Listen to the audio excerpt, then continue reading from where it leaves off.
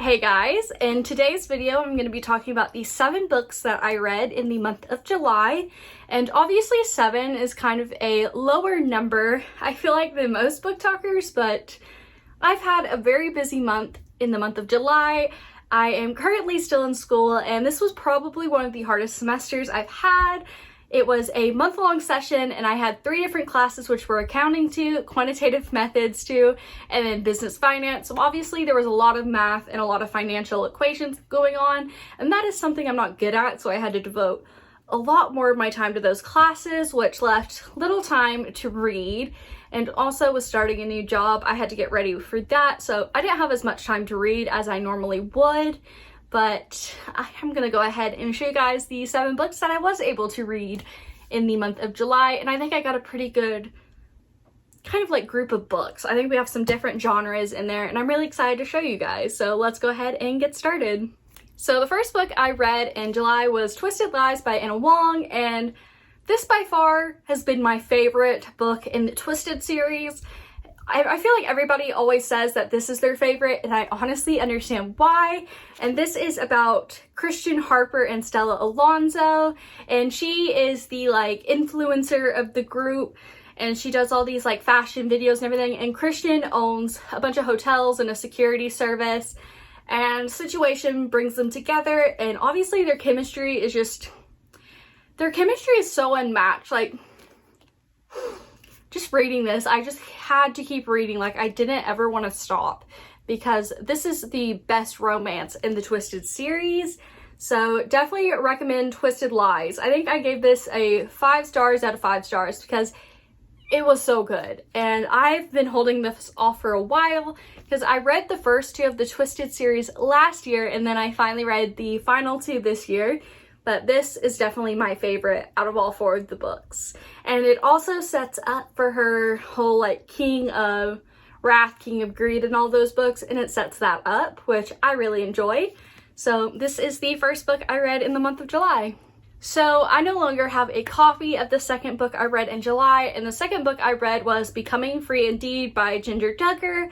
And I really wanted to read this book because I watched the Happy Shiny People documentary recently, and I was really interested to read her book because it's all about how she kind of went away from the whole fundamentalist religion and really discovered herself through Christianity, and how she basically just kind of detached from what she grew up knowing. And I thought it was a very interesting perspective because obviously these are like first-hand accounts because she went through those things in the fundamentalist religion, and obviously she's a very famous family that was involved with it. So it was a really good book. I really enjoyed it. Not typically something I read, but it was just kind of a nice little palate cleanser, something new to read. Not like a fantasy or romance book, which I really enjoyed. The 3rd and 4th books that I read were The Serpent and the Wings of Night, and then The Ashes and the Star-Crossed King by Carissa Broadbent. And first off, when I picked up these books, I thought they were about like the Fae and everything, but I was completely shocked because this is about vampires. And I don't think you would expect that from the cover, that it would be about vampires. And I really enjoyed these books. It has like this whole competition element in the first book, which I really enjoy, which I feel like we're seeing a lot more of in fantasy novels recently, but it was really interesting. I really enjoyed the romance. It's very like, trying to think, it's like enemies to lovers. It just goes very back and forth, I feel like. And I love the characters, the character development. It's just a very good book, and I really enjoyed it. I definitely rated this series. I think I gave it like a 4.5 out of 5. I think the only reason it didn't get a 5 out of 5 stars is because it was slow at some points, and it took a minute to get into, but once you get into the series, it is so good, and I definitely recommend this book series. So next I read The Worst Best Man by Mia Sosa, and I've had this book on my TBR for a very long time. I got it for Christmas a few years back, and I decided to finally read it, and I really enjoyed this. It's just a very fast-paced little rom-com, and it's about a woman. She's a wedding planner, but at her own wedding, the groom just ran off on her, and then she's assigned to do this project for a hotel, and her partner ends up being her ex-fiance's brother, and I just really enjoyed it. It's very like enemies to lovers, friendship kind of thing, and I really enjoyed it. It was definitely a really good rom-com. Something just very lighthearted to read.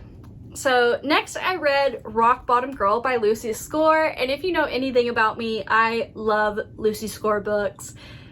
I'm trying to get all of her books read, but I'm a little behind. So I went ahead and read this one, and this is the new cover as well because she's republishing all of her books under Bloom Publishing. And this I really enjoyed. I think I gave this one about a 4 out of 5, just because sometimes it was a little cliche and kind of cringy, but other than that, it was a really good book. And it's about a girl. She is 38 years old. She got fired, is out of a relationship, and she moves back in with her parents, and she begins teaching gym and coaching the girls' soccer team at the high school. And when she gets there, the boys' track coach and another teacher is kind of the boy she thinks ruined her high school experience, and they kind of come back together, and there's a lot of chemistry there and a lot of, I think, kind of unspoken feelings. And it was just a really cute book, and I love how she interacts with all of her students and her team members.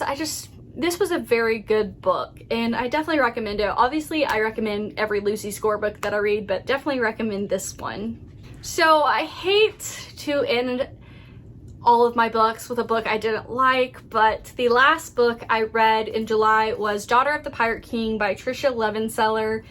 And to be completely honest, I really didn't like this book. I know a lot of people do enjoy it, but for me personally, I did not like it.